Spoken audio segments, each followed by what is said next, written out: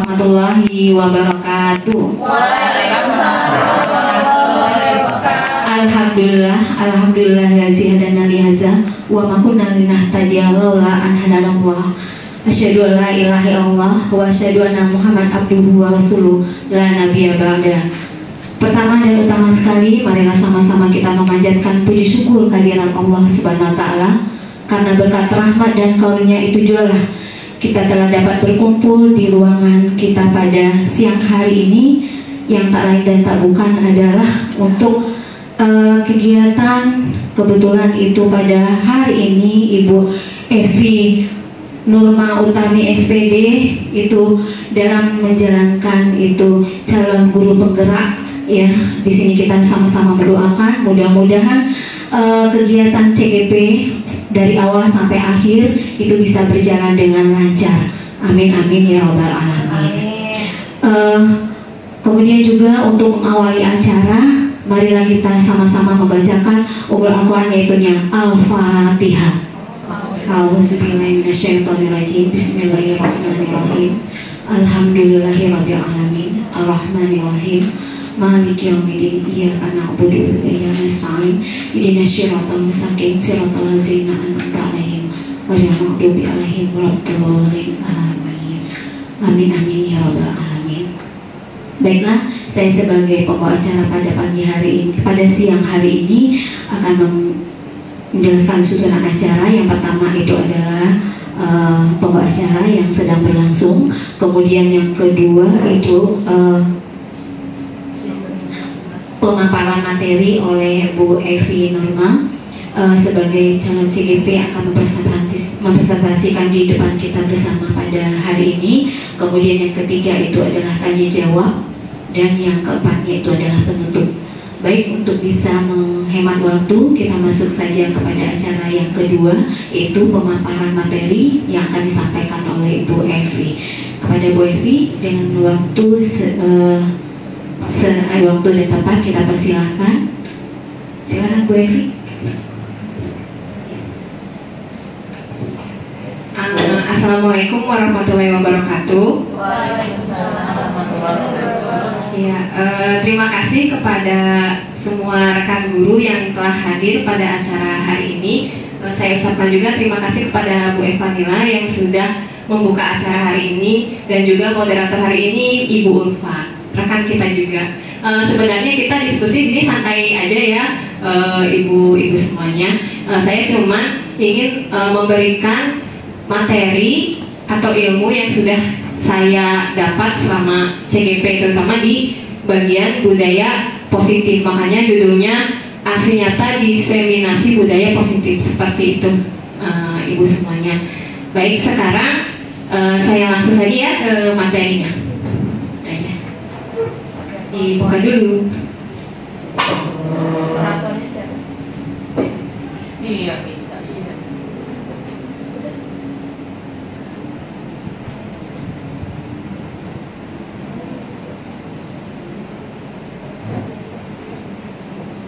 Iya.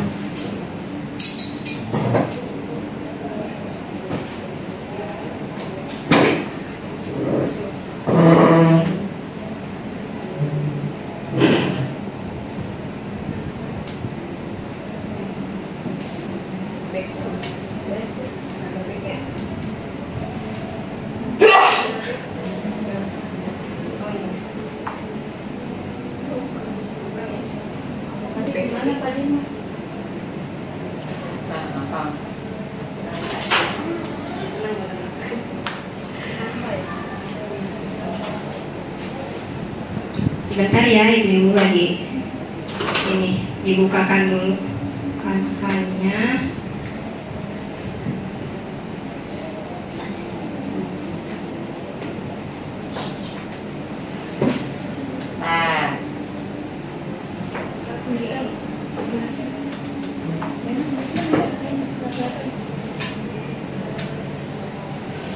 Loading online. Soalnya langsung dari kanvanya, jadi online gitu. Bu Ita, terima kasih sudah datang. Iya, nggak apa-apa.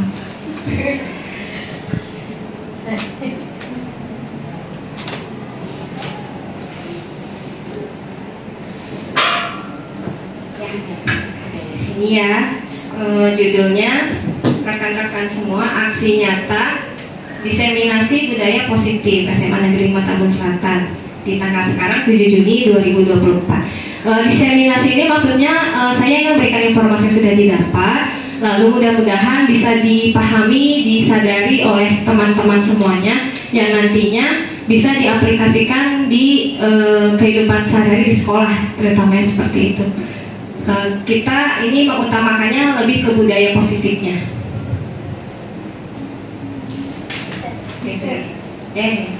Kelebihan. Nah ini ada sapaan dulu ya buat semua teman-teman guru di sini. Halo para guru hebat. Pada hari ini kita akan membahas mengenai budaya positif. Nah ini ada, kira-kira ada fotonya. Foto-foto waktu itu apa, kurikulum merdeka ya, seminar sehari. Nah ini di sini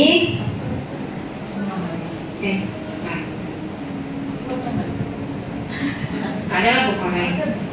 Nah ini, jadi pemahaman hari ini itu tentang konsep-konsep kunci dalam budaya positif, dimulai dari disiplin positif, motivasi perilaku manusia, hukuman dan penghargaan, restitusi, kebutuhan dasar manusia, posisi kontrol restitusi, keyakinan kelas, dan segitiga restitusi. Nah, apaan sih Bu tadi restitusi mulu gitu ya? Rekan-rekan semua nanti akan dibahas lebih lanjut. Nah, sebelumnya ada ice breaking dulu ya, biar gak tegang. Lihat dulu deh videonya. Ini ice breaking doang. Oke, translate. Nah, translate bukan. Ini ceritanya ice breaking, biar gak tegang. Nih, this is why me and my best friend can't work together ya, Miss ya. Iya. Karena ternyata temannya jahil banget. Padahal nggak kenapa-napa itu mobil, tapi karena temannya tetet gitu, temannya jahil banget. Nah kita jangan seperti ini ya, rekan-rekan semua menjahili temannya sendiri sampai dia bingung sendiri. Gitu. Ya. Nah di sini ada disiplin positif dan nilai-nilai kebajikan universal. Di sini sebutkan kita sebagai pendidik itu memiliki tujuan menciptakan anak-anak yang memiliki disiplin diri, sehingga mereka bisa berperilaku dengan mengacu pada nilai-nilai kebajikan universal dan memiliki motivasi intrinsik dan ekstrinsik. Mungkin kalau di guru BK ada ya paham tentang motivasi intrinsik dan ekstrinsik. Motivasi intrinsik itu lebih ke motivasi dalam diri kita. Kalau ekstrinsik itu dari luar diri kita. Nah kita sebagai guru itu lebih menjadi motivator di bagian ekstrinsiknya seperti itu. Tapi tujuannya agar siswa itu memiliki motivasi intrinsik. Jadi jangan sampai kita terus-terusan memotivasi, tapi anaknya tidak punya motivasi sendiri gitu. Seperti itu intinya. Ki Hajar Dewantara juga mengatakan untuk mencapai kemerdekaan atau dalam konteks pendidikan kita saat ini, untuk menciptakan murid yang merdeka, syarat utamanya adalah harus ada disiplin yang kuat. Disiplin yang dimaksud adalah disiplin diri yang memiliki motivasi internal. Jika kita tidak memiliki motivasi internal, maka kita memerlukan pihak lain untuk mendisiplinkan kita, atau motivasi eksternal, karena berasal dari luar, bukan dari dalam diri kita sendiri. Mau semerdeka apapun pendidikan, kalau tidak ada disiplin hancur juga, intinya seperti itu. Makanya kita sebagai guru harus senantiasa memotivasi anak-anak kita seperti itu ya teman-teman rekan guru semua. Lalu di sini ada pun nilai kebajikan universal. Contohnya seperti keadilan, tanggung jawab, kejujuran, bersyukur, lurus hati, berprinsip, integritas, kasih sayang, rajin, komitmen, percaya diri, kesabaran, dan masih banyak lagi. Jadi etika-etika baik yang bersifat universal, yang secara umum etika orang itu sama, yang baik-baik seperti itu. Mau agamanya apa, mau latar belakangnya apa, pasti memiliki kebajikan yang universal. Nah itu yang harus kita masukkan ke dalam diri-diri siswa kita seperti itu. Nah ini salah satu video budaya salim kepada guru. Ini waktu saya di kelas 10D ya, ibu-ibu semua.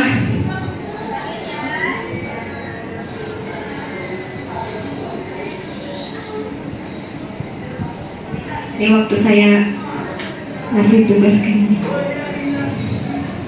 Ini sangat natural ya, ibu-ibu semua. Jadi tidak di apa ya istilahnya dibuat skenario gimana. Jadi aslinya seperti ini. Nah ini siswa kan pasti selalu begitu ya, kepada kita salim seperti itu. Nah itu harus terus dibudayakan. Jangan sampai ada siswa yang tidak kita ajar tapi dia kayak cuek aja. Nah jangan seperti itu. Jadi harus sama semua guru seperti itu. Ini waktu pas ngajar bahasa Sunda di kelas 10D. Nah ini seragam juga saya ingatkan juga. Ini kan waktu itu waktu hujan besar itulah ibu-ibu, iya kan hujan deras. Iya tuh hari Senin nih betul. Nah itu kan baju-bajunya pada ditaruh di meja di mana gitu. Terus saya dipakai lagi kata saya gitu. Ini contohnya.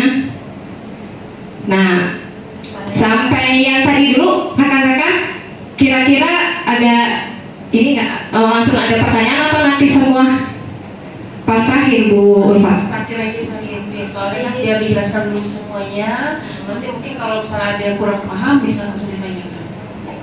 Oh, berarti adalah seperti itu ya Bu Ulfa ya. Siap, terima kasih Bu Ulfa.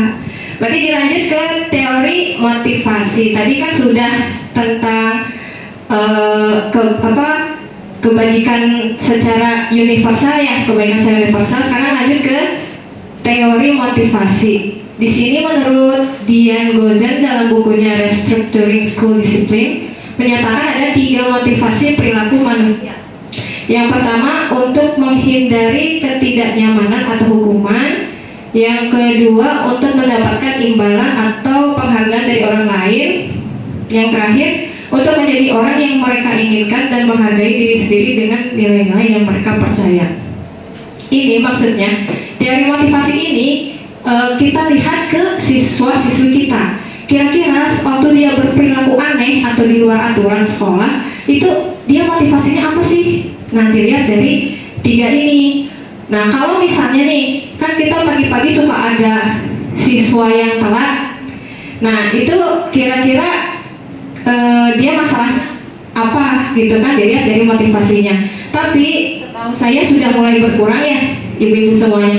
Nah tapi berkurangnya keterlambatan siswa itu dilihat dari 3 ini. Apakah dia baru di tahap menghindari ketidaknyamanan karena dihukum, atau yang kedua karena dia ingin mendapat penghargaan dari walasnya atau reward gitu ya Miss ya, atau yang terakhir karena dia menghargai sendiri dengan nilai-nilai yang dia percaya akan kebaikan. Ya seperti kita misalnya datang ke sekolah tidak telat, itu kira-kira kita motivasinya apa sih? Nah dilihat dari 3 ini sama. Sebenarnya ini cerminan antara kita sebagai guru dan juga dengan siswa seperti itu. Jadi kita saling mengaca gitu ya, karena kan gak mungkin selamanya guru betul ya, benar, karena kita manusia gitu. Tapi siswa juga kita dikasih amanah untuk membimbing siswa tadi berdasarkan teori motivasi ini. Dan alhamdulillah selama saya di CGP saya mendapatkan ilmu-ilmu baru ini, makanya saya ingin memberikan kepada rekan-rekan guru semuanya gitu. Mudah-mudahan bisa membantu ya membimbing anak-anak kita. Selanjutnya, nah di sini ada hukuman dan penghargaan serta restitusi. Nah kalau hukuman di sini dibilangnya bersifat tidak terencana atau tiba-tiba. Anak atau murid tidak tahu apa yang akan terjadi dan tidak dilibatkan. Hukuman yang diberikan bisa berupa fisik maupun psikis. Murid atau anak disakiti oleh suatu perbuatan atau kata-kata. Nah kalau ini kira-kira ibu-ibu semua pernah nggak tanpa sengaja, tanpa disadari memberikan hukuman kepada siswa kita sendiri? Kalau saya sendiri mengaku dulu pernah, tapi sekali itu aja, karena saya tidak paham, oh ternyata itu tidak betul kalau memberikan hukuman kepada siswa, karena sifatnya tadi dia bersifatnya lebih ke menyakiti secara fisik atau psikis anak, tapi tidak menyelesaikan masalahnya sendiri pada intinya kepada siswa. Kan kita inginnya siswa itu taat aturan misalnya gitu ya, tapi karena kita kasih hukuman Yang ada dia lebih banyak sakitnya gitu dibanding dia sadar kalau aku itu harus taat aturan. Nah, jangan sampai siswa kita itu cuma merasakan sakitnya tapi tidak sadar kalau dia harus taat aturan gitu. Jadi kita mencari strategi apa yang jangan sampai menghukum siswa. Takutnya kita juga guru-guru kan selalu disorot ya sekarang, kalau mau hukum sedikit dilaporkan seperti itu kan ya. Nah itu kita sebagai guru di zaman sekarang harus menghindari itu gitu. Lalu yang kedua ini ada konsekuensi. Nah ini cenderung terencana atau sudah disepakati, sudah dibahas dan disetujui oleh murid dan guru. Umumnya bentuk-bentuk konsekuensi dibuat oleh pihak guru atau sekolah dan murid sudah mengetahui sebelumnya konsekuensi yang akan diterima bila ada pelanggaran. Nah kalau ini biasanya sudah kita pernah lakukan ya, misalnya kita buat aturan di kelas seperti apa, nanti konsekuensinya kamu seperti ini ya. Nah kalau itu masih bisa lah sedang-sedang gitu ya. Lalu yang terakhir ada restitusi. Nah ini yang pasti teman-teman baru, misalnya apa sih ini baru deh kayaknya gitu ya. Restitusi ini adalah proses menciptakan kondisi bagi murid untuk memperbaiki kesalahan mereka sehingga mereka bisa kembali pada kelompok mereka dengan karakter yang lebih kuat. Kalau restitusi ini intinya kita menguatkan apa yang menjadi kesalahan dia untuk diperbaiki, tapi kita posisinya sebagai manajer. Jadi membawa anak ini untuk memperbaiki dirinya, tapi tetap menyuruh siswa untuk berpikir. Jangan guru aja yang mikir kamu harusnya gini, enggak, tapi dia harus ada inisiatif. Oh bu, menurut saya harus begini. Nah, betul. Kata betulnya itu sudah menguatkan siswa untuk memperbaiki dirinya, seperti itu. Nanti ada lagi contoh-contohnya ya Bu untuk restitusi. Nah ini salah satu yang bisa kita lakukan untuk menerapkan budaya positif di sekolah, yaitu dengan keyakinan kelas. Sebenarnya Bu Pusma dan Bu Retno juga yang sudah menjadi PP sudah memberitahukan kalau kita wajib membuat keyakinan kelas atau kesepakatan kelas ya, kalau kita biasa sebut, mau itu guru mata pelajaran ataupun wali kelas biasanya sudah buat untuk keyakinan kelas. Nah itu wajib karena tadi kita tujuannya ingin membuat budaya positif di sekolah. Di sini nilai-nilai keyakinan kelas itu adalah nilai-nilai keselamatan atau kesehatan yang kita sebut sebagai keyakinan, yaitu nilai-nilai kebajikan universal yang tadi ya ibu-ibu semua yang ada bersyukur, terus bertanggung jawab, itu disambungkan dengan keyakinan kelas seperti itu.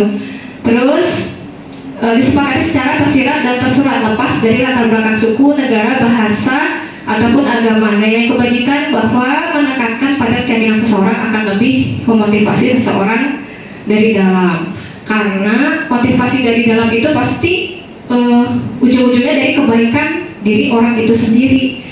Kebaikan itu muncul dari kebajikan universal tadi. Tapi kalau untuk kita yang muslim itu sebenarnya sudah harus ya yang namanya kebajikan itu, karena kita berharap pahala dapat amal dari Allah seperti itu ya. Kalau ini kan untuk semua umum, karena kan di kita nggak semua muslim ya, ada non muslim juga. Nah ini ada videonya ya ibu, waktu pembuatan keyakinan kelas. Waktu itu saya menyuruh siswa untuk dia memilih yang ada bagian hormat, ada bagian apa namanya, di situ tuh tentang pekerjaan, maksudnya tugas dia sebagai murid apa, dan yang satu lagi itu memiliki pertemanan atau rasa dihormati. Nah itu tuh ada rasa dihormati. Nah itu sudah. Nah ini hasilnya ada tampak seperti dan tidak tampak seperti. Kalau tampak seperti ini ada hormat, berarti kalau tampak sepertinya harus datang tepat waktu, karena kita datang tepat waktu itu menghargai diri kita sendiri. Kalau kita tidak datang tepat waktu berarti kita tidak menghargai diri kita sendiri. Makanya di sini disebutkan hormat itu tampak seperti datang tepat waktu. Tidak tampak seperti berarti sering hadir terlambat, berarti berlawanan dengan kata hormat itu sendiri. Nah siswa sama saya disuruh mengisi ini.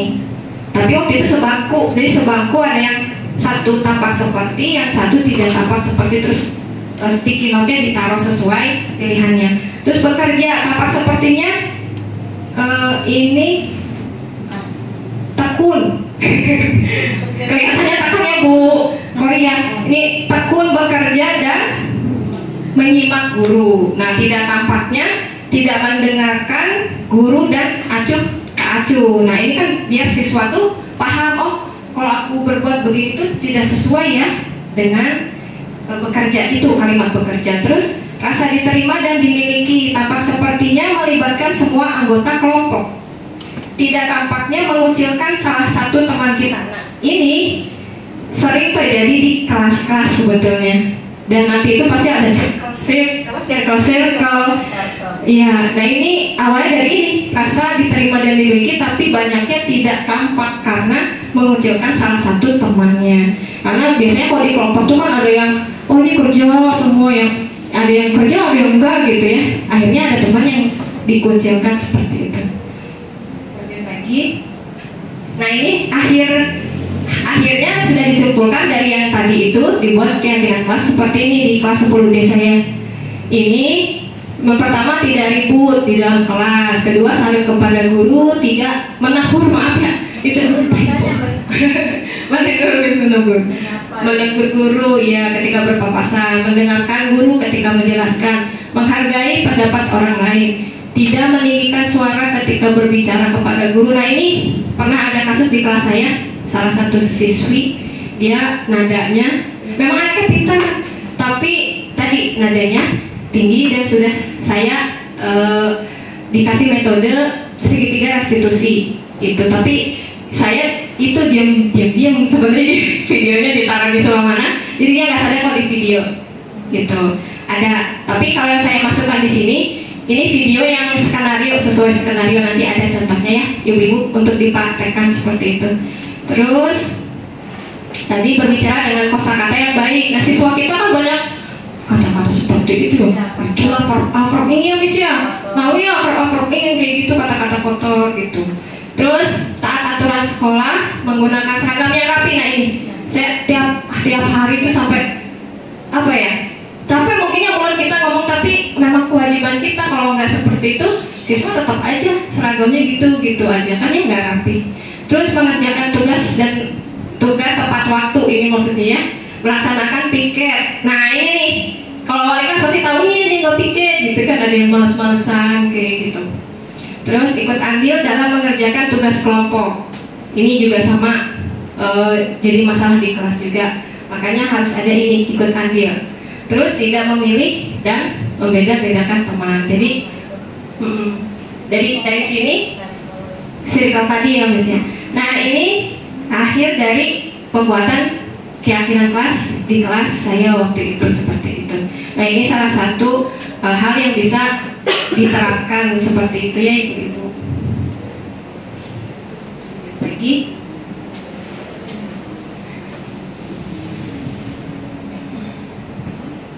Nah ini dilanjut, ada kebutuhan dasar manusia. Nah sebenarnya kita sharing aja ya rekan-rekan semua, teman-teman guru semua. Jadi di sini ada apa sih hubungannya, relasinya antara kebutuhan dasar manusia dengan kasus-kasus siswa kita. Ini ada misalnya, ada tuh teman anak yang suka berkuasa di kelas ya, disebutnya penguasa kelas. Ada juga yang bosenan, dia nggak bisa diam, pasti aja jawab, iya petakilan gitu kalau bahasa kitanya, pecicilan gitu, kadang jadi temennya gitu gak jelas ya. Terus satu lagi ada yang malas ngapa-ngapain, kayak no life gitu ya, tidak ada kehidupan gitu. Nah ini iya rendeng gitu Miss, jadi kayak batu gitu ya, kalau berenang mah gaya batu gitu. Nah ini contoh kasus yang hampir sama kayaknya di semua kelas kita pasti ada gitu ya sekolah. Nah itu berhubungan dengan ini, kebutuhan dasar manusia. Kenapa siswa bisa seperti ini? Karena ada kebutuhan dasar manusia dari diri dia yang belum terpenuhi. Misalnya ada anak saya disebut dikasih namanya nggak ya, atau inisial B aja ini ya. Inisialnya si B ya. Nah si B itu dia itu pengen menjadi penguasa kelas. Kenapa? Karena di rumahnya ternyata dia suka dimarahi oleh bapak ibunya, bahkan sampai digebuki, dipukul dipukul gitu ya. Nah, karena dia merasa inferior atau kecil di rumahnya, akhirnya melampiaskannya ke teman-temannya, dan dia jadi ketua kelompok teman-temannya itu dan ingin menguasai kelasnya. Nah, kita harus paham ini, terutama bapak ibu-ibu guru BK kan pasti paham ini, ada kebutuhan ini sebagai walas, dan kita semua guru harus tahu. Lalu ada yang bosan. Nah, ini bocah biasanya di rumahnya merasa tidak menyenangkan gitu ya, bosan di rumah gitu kan. Tahu-tahu di sekolah dikasih pelajaran yang membosankan juga, dia makin stres kayaknya. Berarti kebutuhan akan kesenangannya ini tidak ada.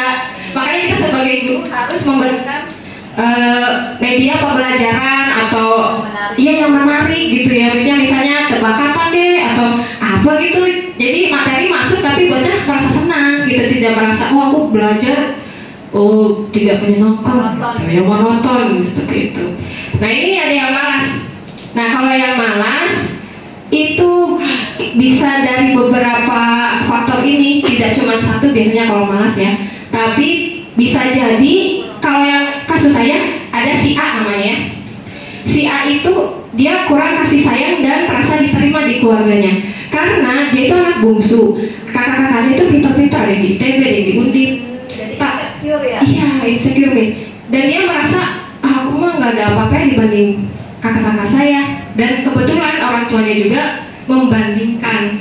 Akhirnya dia merasa ngedown, tidak punya motivasi, dan kalaupun dikasih tugas itu malas-malasan. Tapi setelah saya kasih amanah gitu ya, motivasi juga, dia mau, walaupun ya sesuai targetan saya aja. Bahkan ibunya pun kaget pas tahu, oh Bu Evi menyuruh itu, dia mau mengerjakan. Mau Bu, lah sama saya mah boro-boro katanya gitu. Berarti cara dari orang tuanya salah mendekati anak itu. Ya, kurang persuasif, kurang dengan hati mungkin ya.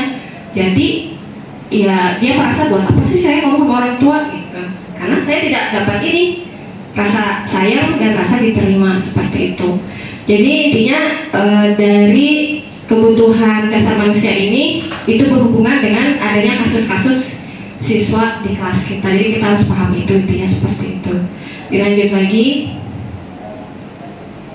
Nah, ini ada pun cara menghandle-nya itu ada dengan restitusi 5 posisi kontrol, di mana kelima posisi ini ada kita sebagai penghukum, pembuat rasa bersalah, teman, pemantau, dan manajer. Sebetulnya yang paling bagus itu tahapannya di posisi manajer kalau untuk guru gitu. Yang paling rendahnya itu posisinya di posisi penghukum sebetulnya, karena kita sebagai guru sebenarnya tidak boleh banyak menghukum siswa gitu, karena kalau dihukum nanti malah ruang gerak dia untuk berubah, untuk ke yang lebih baik gitu akan istilahnya tertutup gitu kalau dihukum, karena lebih banyak menyakitinya. Nah, ini ada kata-kata misalnya nih, contohnya, ayolah tugasnya dikerjakan, nanti ibu ditegur bapak kepala sekolah kalau kalian tidak kerjakan tugas, tolong bantu ibu ya. Nah, kalau ini contohnya adalah pendekatan teman. Nah, saya dari dulu kebanyakannya pendekatannya ke teman. Sebelum saya tahu teori ini, ternyata bawaan saya itu kalau mendekati murid itu teman, bagian teman. Tapi ada buruknya tidak ada batas antara kita sebagai guru dan sebagai teman, dan itu tidak enak seperti itu. Nah, terus ada lagi, tadi balik lagi. Nah, peraturannya apa? Nah, kalau yang peraturannya apa, itu ke pemantau. Kita sebagai guru juga boleh menggunakan bagian sebagai pemantau, di mana ketika kita punya peraturan, terus siswa melanggar, kita menanyakan kembali peraturannya gimana, peraturannya apa, itu nggak apa-apa. Nah, yang terakhir ini, yang terbarunya sebagai manajer. Sebagai manajer, pertanyaannya apa rencana kamu untuk memperbaiki hal ini? Nah, ini yang harus kita terapkan kepada siswa kita. Karena yang tadi saya bilang, manajer itu berarti dia membimbing siswa untuk memperbaiki dirinya secara bersama dan mencari solusinya bersama juga. Tapi perlu diingat, kita cuma menggiring, tidak kita yang memberi solusi, tapi siswa yang inisiatif, dia punya solusi apa gitu. Ini contohnya. Yang dua lagi tidak saya kasih contoh karena saya pikir ibu-ibu semua pasti udah tahu ya kalau penghukum biasanya ngomongnya apa. Terus kalau pembuat rasa bersalah biasanya nadanya itu lembut tapi nyelakit gitu. Siapa yang di sini yang begitu? Enggak deh. Ya, lembut tapi jelek gitu ya, mak jelek gitu. Iya, mak jelek biasanya. Kata kayak seperti itu. Dilanjut lagi ya, ibu-ibu. Nah, ini ada restitusinya, segitiga restitusi. Di sini adalah cara untuk kita menanggulangi kasus-kasus siswa. Caranya cuma ada 3 tadi: menstabilkan identitas, memvalidasi tindakan yang salah, dan yang ketiga menanyakan keyakinan. Di sini ada pertanyaannya. Yang pertama, menstabilkan identitas. Kalau misalnya siswa sudah cerita, terus kita bilang, oh begitu, terus kita bilang, saya yakin tidak ada siswa yang sempurna, kamu sudah baik mau mengakui kesalahan yang sudah dilakukan. Itu yang validasi. Lalu yang validasi, menstabilkan identitas. Yang kedua, validasi tindakan yang salah.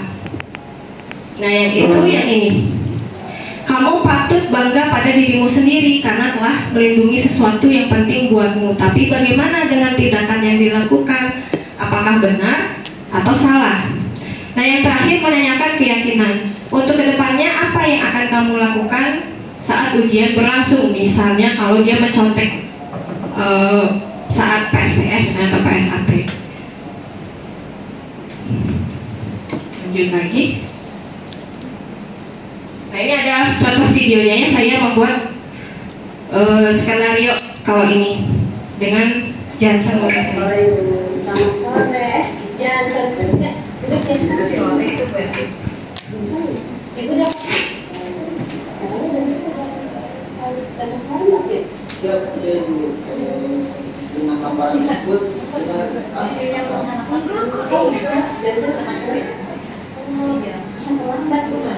saya pas saat di rumah, pas tidur malam itu saya rada susah tidur itu malam. Oh gitu. Tapi aku mau tanya nih kata Jansen, kira-kira kalau tidur ke malam ada manfaatnya? Saya sih tidak ada itu tidur malam. Tidak ada kan ya? Tidak apa namanya juga manusia ya pasti Jansen karena soalnya sangat kesehatan ya. Tapi saya Jansen sendiri terlambat ke sekolahnya semuanya berantakan ya berarti. Saya itu salah itu karena dengan saya sekolah, saya bisa dapat surat peringatan atau mungkin teguran dari pihak sekolah, dari pihak siswaan maupun pihak DKI.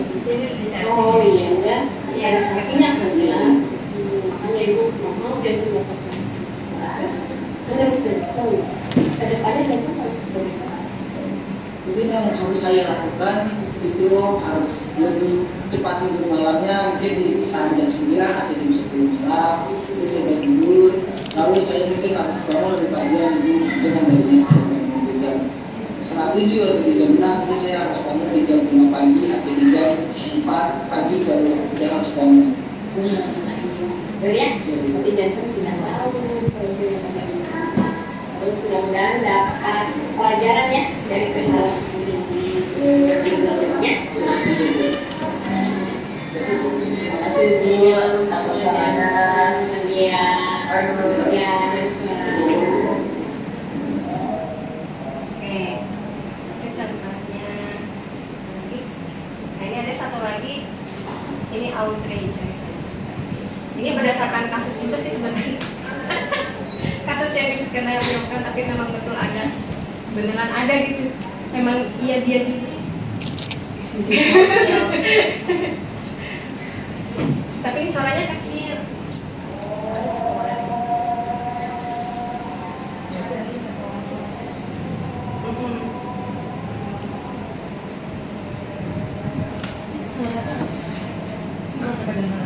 Iya kecil ya.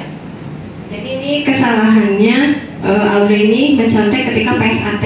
Jadi ada yang melapornya seperti itu gitu.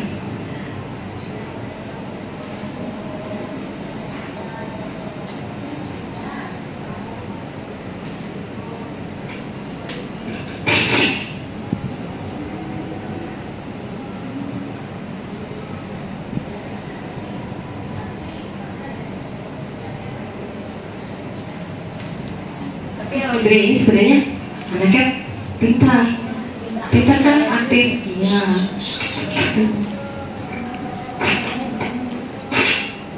Seninya bagus ya.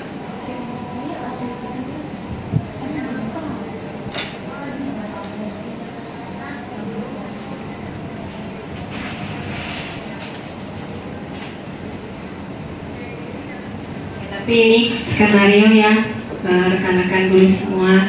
Kalau yang aslinya ada beda lagi, tapi saya videokan juga. Mau bapak ibu-ibu lihat atau sudahlah, contohnya ini saja ya, sudah cukup. Yang bagus saja. Kalau itu asli beneran bisa ada, saya videokan. Iya, candid. Dia tidak sadar kalau dia gitu.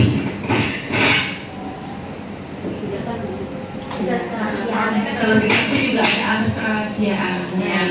Sebenarnya Yang ini juga boleh ya, bukan, ini kan sesuai skenario. Jadi ini skenario ya, jadi misalnya, tapi berdasarkan kasus yang ada juga. Ada seperti ini gitu ya. Ini mic-nya terbaik banget ya. Terima kasih, salam guru penggerak. Dipersilahkan kepada Ibu Ulfa. Materi yang sudah disampaikan tadi sama Bu Evi, mungkin ada yang mau dipertanyakan, kita buatkan 3 terminal saja. Siapa boleh? Mungkin kasus-kasus yang, ya mungkin kasus-kasus yang ada di kelas, mungkin bisa nih kita diskusikan bareng-bareng. Kira-kira harus bagaimana ya menangani siswa mungkin yang seperti itu, boleh? Atau mungkin kalau tidak bertanya bisa juga berkomentar. Oh, aku pernah mengalami hal yang sama nih kayak Bu Evi, boleh. Iya boleh Bu Laura, silahkan. Iya. Oh iya, sama Bu Ulfa. Pakai dalam suaranya biar Suara merdunya Bu Laura biar kedengeran. Ya. Assalamualaikum warahmatullahi wabarakatuh. Waalaikumsalam warahmatullahi wabarakatuh.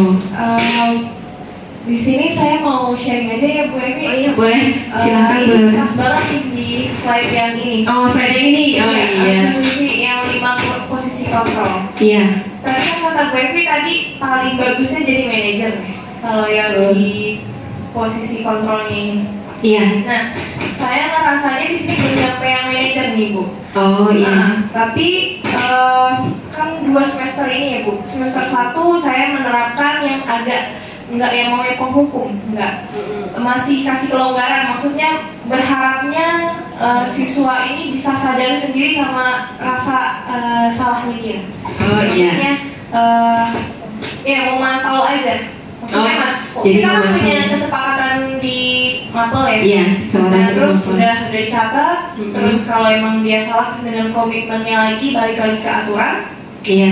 Saya cuma mantau, tapi yang di semester 1 enggak ini Bu, enggak kurang ya, agak kurang apa ya, kurang kena gitu aturan itu sama siswa. Oh di semester 1. Iya, khususnya Oh, iya. itu yang untuk kata-kata yang kasar, kata Oh, kotor. iya. Kan biasanya anak-anak suka pleset-plesetin ya Bu ya. Iya, itu Banyak sering kalau banget. itu kayaknya masih budaya gitu. Di Mm-mm. kelas itu masih budaya banget. Karena ada guru di situ masih ya.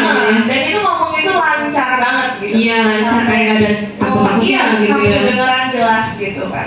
Jadi untuk semester 2 saya menerapkan tambahan apa namanya, aturan. Oh tambahan aturan Iya. ya. Sebelumnya itu kalau emang ada ngomong yang kasar, ngomong kebun binatang, ngomong kasar, plesetan, itu biasanya saya suruh istighfar 100 kali. Oh iya. Mungkin 1 sampai 10 masih istighfar, tapi sisanya udah Bu. Oh dia sebenarnya cuma sampai 10 ya. Iya, nggak mungkin kita ngitungin sampai Iya. 100 kan.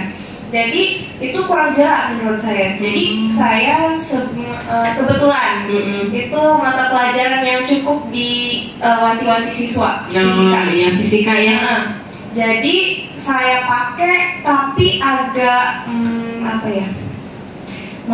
Maksudnya ini menekan siswa, lebih menekan lagi. Oh iya, apa itu tambahannya? Aturannya adalah setiap kali di mata pelajaran saya ada kalimat kotor, kata-kata yang kasar, kebun binatang, itu satu kali dia menyebut, maka satu kali mengerjakan soal fisika di depan kelas. Oh iya. Jadi di papan tulis. Bagus itu. Iya. Jadi walaupun itu jadinya ancaman ya Bu ya. Iya ancaman. Nah, tapi itu ancaman yang bagus Bu, maksudnya iya, kan menambah pengetahuan diri siswa juga.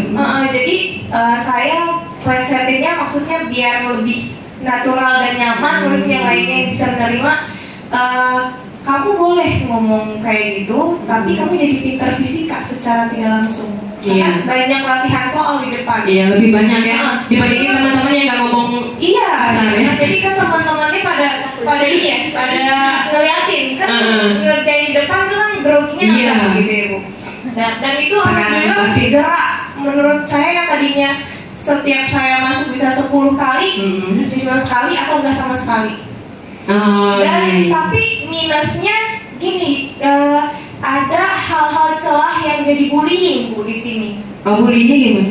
Jadi gini kayak bu ini Bu ngomong ini Bu ngomong ini. Jadi teman itu saling menjatuhkan. Iya. Walaupun jadinya nggak bantu saya sih Bu. Jadi iya. Bu dia ngomong kasar ini kan pada ngeledekin itu kan Iya. secara langsung ada bullying. Ada bullying ya. Nah itu yang agak PR di saya, gimana caranya menerapkan yang benar-benar sadar gitu. Yang benar-benar sadar. Tapi saya nggak mau menghukum. Saya balikin lagi tadi yang peraturannya apa. Iya, balik ke pemantau ya. Iya, Berarti pemantau. tapi Bu Laura pengen ke manajer gitu ya. Oh iya, siap. Itu pertanyaannya ya Bu. Iya. Oh iya. Ya terima kasih. Iya. Waalaikumsalam warahmatullahi wabarakatuh. Kita kasih pos dulu dong Bu buat Bu Laura. Pertanyaannya bener buat mikir ya dan buat materinya. Terima kasih ya Bu Laura pertanyaannya. Mungkin langsung dijawab. Langsung. Iya, langsung dijawab aja ya. Bu Ulfa, terima kasih kesempatannya Bu Ulfa.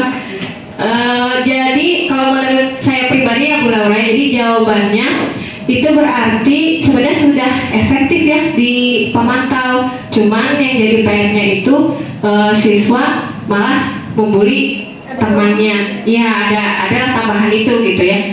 Nah berarti butuh ada kesadaran dari siswanya lagi. Seperti itu. Jadi maksudnya mungkin ini menurut pendapat saya Bu Laura mungkin bisa mendekatkan ke siswa dengan cara memberitahukan yang tadi yang pakai tiga restitusi. Jadi ditanyakan lagi, tadi kenapa kok kamu ngomongnya gitu? Emang betul dia ngomong kasar? Coba mana buktinya? Misalnya satu. Yang kedua, kalau ngomong kayak gitu itu pembulian ya? Kalau kata kamu benar atau salah? Pembulian seperti itu. Jadi menyadarkan ngomong dari hati gitu ke siswa itu. Nanti kan dia bilang, oh iya Bu salah. Iya harusnya bagaimana? Balikin lagi ke dia. Berarti betul ya dia. Ternyata cocok itu harus dipakai. Kayaknya segitiga restitusi ya Bu Ulfa ya. Iya berarti mantul, berarti cocok dengan kasusnya Bu Ulfa. Bu Laura ya tepuk tangan dulu dong buat Bu Laura. Mungkin segmen kedua boleh. Oke. Dari guru BK. Boleh. Ini guru BK-nya tanya ke Bu ya deh. Kayaknya ke Bu Ulfa udah cocoknya. Assalamualaikum warahmatullahi wabarakatuh. Waalaikumsalam warahmatullahi wabarakatuh. Tadi mungkin di sini ya mungkin saya berbicara tentang peristiwa di lapangan gitu ya Ibu ya. Mungkin yang untuk kasus-kasus anak gitu ya mungkin kita di BK yang banyak gitu ya mungkin ibu-ibu semua juga tahu tapi lebih banyak yang tahunya ya mungkin kami di BK gitu ya. Ini pun juga menjadi PR buat kita semua gitu. Jadi untuk khususnya gitu ya untuk siswa-siswa kita yang banyak punya masalah di sini, kita kan pengen masalah yang banyak menjadi lebih ringan gitu ya. Jadi anak-anak pun kita bisa terbantu. Di sini pun juga gebrakan dari Bu Evi sebagai guru penggerak itu dengan adanya segitiga restitusi ini juga kayaknya juga bisa membantu gitu kolaborasi dengan guru BK ya Bu ya. Jadi di sini kita tahu bahwasannya kalau kami anak-anak yang datang ke kami gitu yang punya masalah itu kadangkala kita sebagai guru juga ikut terenyuh gitu. Kadangkala itu beban yang mereka tanggung, permasalahan yang memang mereka tanggung, kadangkala itu udah di luar dari usia dia gitu loh. Seharusnya belum usia dia menanggung permasalahan kayak gitu, tapi itu dari mereka tanggung ya Bu Fa ya.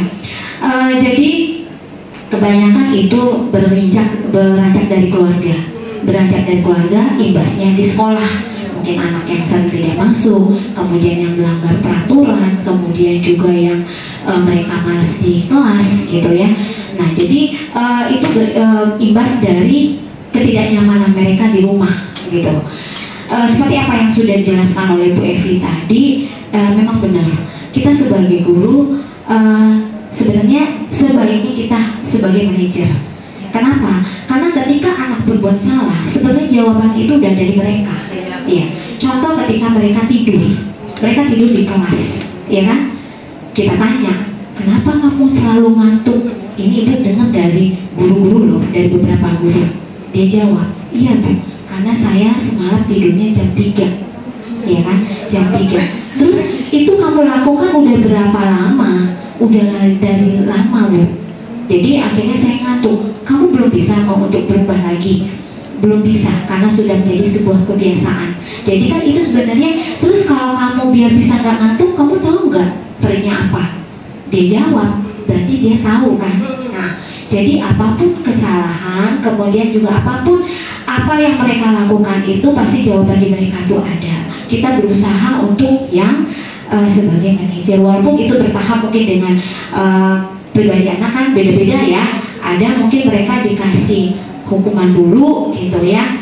Terus yang kedua, masalah tadi Bu Evi juga, ini hanya untuk sebagai ini aja Bu Evi ya, masukan aja. Kemudian yang kedua itu masalah tadi tentang motivasi ya Bu, motivasi ekstrinsik dan intrinsik. Nah di sini mungkin ada kali ya trik buat Bu Evi, karena selama ini kan ketika anak kita itu misalnya dari dia salah kemudian sudah benar, contohnya absennya udah bagus gitu kan ada punishment dan reward gitu ya. Ketika anak kita itu misalnya dia berbuat salah, sering terlambat gitu, itu kemudian ditegur, dikasih ruang BK, kemudian dipanggil orang tua gitu. Nah selama ini kan kalau yang kita lihat kan ketika anak itu dari dia sering terlambat, dari dia sering nggak masuk gitu kan, itu kayaknya itu rewardnya belum kelihatan gitu loh. Nah jadi kalau kita di BK antara reward dengan punishment itu kan harus berimbang gitu.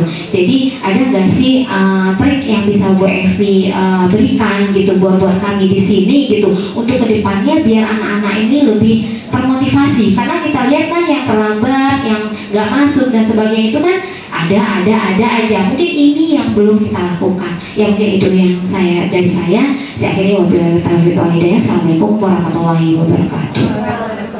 Waalaikumsalam warahmatullahi wabarakatuh. Ya, terima kasih ya Bu Eva yang mewakili sebagai guru BK begitu ya. Memang betul sekali ya Bu ya. Saya juga sebagai wali kelas merasakan banyak sekali ya kasus-kasus siswa, dan terutama masalah tadi yang saya bilang kasusnya si A ternyata dari orang tuanya si B, sama juga dari orang tuanya. Kita tuh istilahnya sebagai korban ya, korban untuk menanggulangi anak-anak orang gitu maksudnya ya, yang berkasus terus kita ya harus benerin gitu ya. Kalau untuk triknya ya Bu Eva, kalau menurut saya tadi betul ada cara yang menurut Ibu itu sesuai karakter tadi, sesuai karakternya sudah sesuai. Tapi saya mau istilahnya kan diskusi sama Ibu ya, dengan cara seperti itu yang sudah sesuai dengan karakter siswa tadi, dan Ibu sudah melakukan yang segitiga restitusi itu sudah.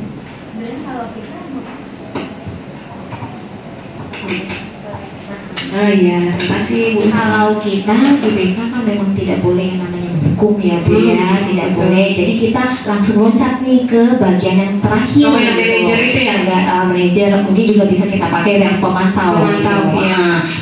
Teman pemantau dan manajer. Tapi kalau yang menghukum itu kita tidak lakukan. Makanya ketika misalnya sidang kami diajak ya, kami menolak secara halus gitu. Karena memang nggak bidang kami. Kami dibilang nanti polisi sekolah. Oh iya. Jadi takut ke ruang BK.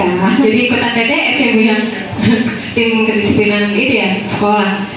Iya, tapi menurut saya ya Bu ya, kan di sekolah kita memang ada manajemennya ya, ada bagian yang memang dia sebagai penghukum karena dia di bagian kesiswaan, dan BK itu kalau menurut saya jangan sebagai penghukum lagi, dan memang dia sebagai tempat kembalinya siswa, istilahnya udah dihukum sama bapaknya nih di kesiswaan, lah ibunya jangan ngehukum juga nanti stres bocahnya.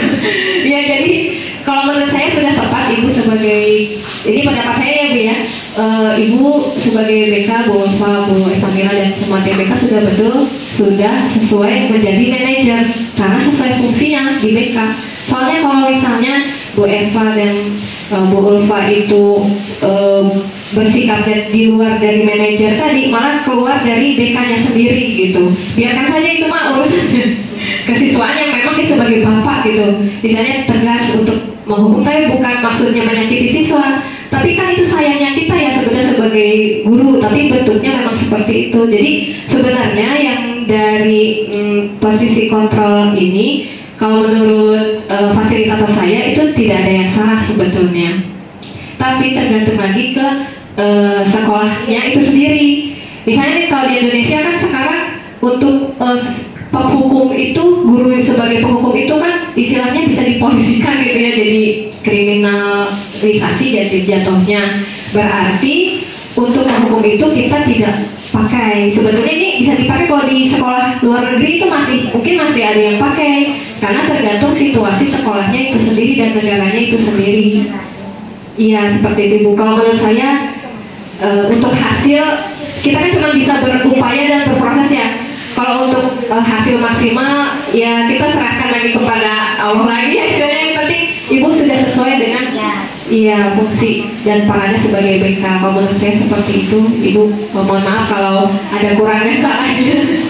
Iya, bagaimana ibu? Ya, terima kasih atas pemaparannya Bu Evi.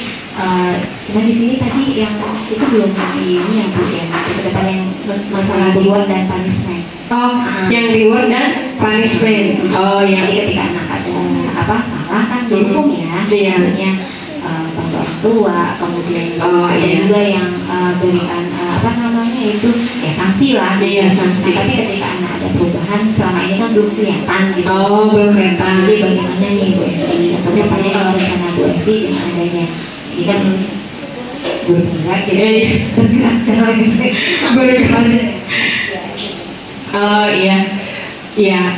Kalau saya sebagai tadi ya CGP dan berhubungan dengan program, karena kan tadi berhubungan dengan budaya positif tadi, maksud saya membantu BK seperti itu Bu. Jadi dengan adanya semua guru-guru ini menerapkan cara yang segitiga restitusi, bisa menurunkan tingkat kasus ke BK gitu Bu. Maksud saya seperti itu.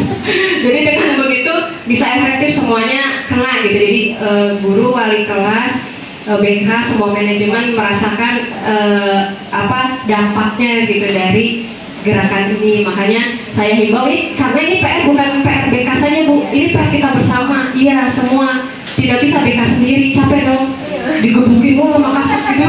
Lah kita ngapain diem baik gitu kan nggak mungkin ya. Jadi ya kita terapkan ini seperti itu. Saya sebagai CGP seperti itu. Terima kasih. Iya terima kasih Bu Eva.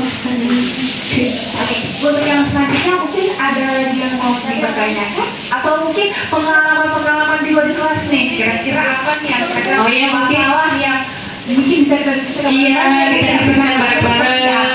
Seperti itu. Iya satu terakhir nih. Atau mungkin siapa? Oh atau senior kita Bu Kari. Ayo Bu Kari.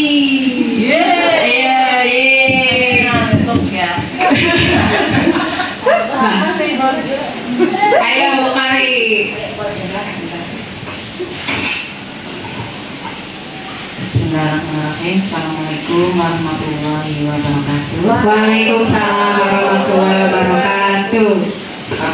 Ini sekedar berbagi aja ya cara menangani mengontrol anak-anak kita yang mungkin ada permasalahan dengan teman-temannya gitu. kebetulan waktu itu ada di kelas saya siswa yang memang dari kelas sebelumnya itu bermasalah dengan teman-temannya, yaitu dia tuh jadi seperti salah satu orang yang selalu dicengin gitu ya, bolak-balik dicengin, dibully gitu ya, dibully gitu. Dia punya pulpen tahu-tahu hilang, dia punya minuman tahu-tahu menghilang kemana, dia punya barang tahu-tahu menghilang kemana. Kemudian di saat itu dia benar-benar marah, ya, anak itu sudah terlalu capek karena hampir setiap hari ada aja masalah. Kemudian anak itu mengadu kepada saya bahwa saya selalu seperti ini dan ini sudah berlangsung lama. Kemudian anak-anak yang bermasalah itu saya panggil siapa yang jadi permasalahan, ya, teman-temannya yang membuli mereka lah, saya panggil mereka semuanya. Kemudian saya tanya ke yang membuli itu, apa alasannya kamu seperti itu? Katanya hanya bercanda saja. Bercanda kalau yang dipercandain tidak mau gimana? Saya bilang gitu. Akhirnya hanya dengan membalikkan seandainya kejadian ini terjadinya pada kamu mau nggak? Gitu. Hanya dengan membalikkan kata seperti itu, dan alhamdulillah anak-anak itu sampai akhir sekarang ini ya, Bu Ulfa, saya kan bareng ya sama Bu Ulfa penanganannya. Alhamdulillah anak-anak itu karena yang dibully itu sebenarnya satu orang tapi membuli banyak gitu. Iya, banyak teman-temannya gitu. Tapi dengan adanya mereka dibalikan lagi gitu loh, seandainya kejadian ini menimpa kamu mau nggak? Itu akhirnya dia nggak mau, Bu. Nah, kalau nggak mau, kamu juga jangan lakukan hal itu kepada kamu. Kemudian trik yang kedua, saya memberikan ini ya, Bu Ulfa ya, supaya anak yang dibully itu menjaga jarak. Jadi jangan terlalu dekat dengan teman-temannya. Jangan terlalu dekat dengan teman-teman itu, tapi bukan berarti dia meninggalkan ya. Supaya dia jaga jarak aja, supaya dia tidak terlalu dibully lagi. Yang ketiganya yang dibully itu juga jangan terlalu cengeng gitu loh. Apa-apa mengadu begitu. Jadi teman-teman itu menganggap bahwa dia itu anak mami gitu, anak mami. Jadi temannya semakin senang gitu, semakin senang membuli anak tersebut. Tapi dengan apa yang saya lakukan, alhamdulillah dengan Bu Ulfa ya sebagai BK-nya, alhamdulillah ini hampir kenaikan kelas, tidak ada kejadian-kejadian lagi, ya tidak perlu harus menghukum siapapun gitu, tapi hanya membalikkan apa yang dia lakukan kepada teman itu, mau nggak kalau ini kejadiannya terjadi pada kamu, hanya seperti itu aja. Kemudian pembelajaran kepada anak itu yang sepertinya juga anak mami, diberitahu bahwa kamu jangan terlalu seperti anak kecil, harus bisa mengatasi permasalahan kecil di antara teman-teman sendiri ya. Begitu kira-kira pengalaman yang sudah saya pernah alami, semoga bisa bermanfaat bagi yang lain. Wassalamualaikum warahmatullahi wabarakatuh. Waalaikumsalam warahmatullahi wabarakatuh. Tepuk tangan dulu buat Bu Khori, buat Bu Eva, dan juga buat Bu Laura. Tadi untuk Bu Khori, alhamdulillah itu keren banget ya Bu, cara triknya itu hebat banget. Iya, hebat banget ya. Sekarang anak itu malah berprestasi ya, Bu. Oh, keren banget. Dia berprestasi, jadi dia menunjukkan nih ke teman-temannya yang lain kalau saya tuh bisa. Iya. Dengan sikapnya dia sudah mulai berubah ya, Bu ya. Udah mau sosialisasi sama teman-temannya juga. Dan dia juga alhamdulillah banyak prestasinya juga untuk sekolah kita. Alhamdulillah, keren sekali ya. Terima kasih Ibu sebagai guru senior kita ya, yang sudah memberikan tambahan tips dan triksnya ya. Tapi memang tambahan tips dan triksnya Ibu berhubungan juga dengan ini, karena tadi Ibu bilang istilahnya memberikan, coba kamu berempati istilahnya ya Bu ya, dibalikan kalau posisinya kamu seperti itu bagaimana. Itu berhubungan dengan kebajikan universal tadi, berhubungannya Bu Kori, dan masuk juga ke yang validasi tindakan yang salah sebetulnya. Tanpa Ibu sadari, Ibu sudah melaksanakan ini Ibu.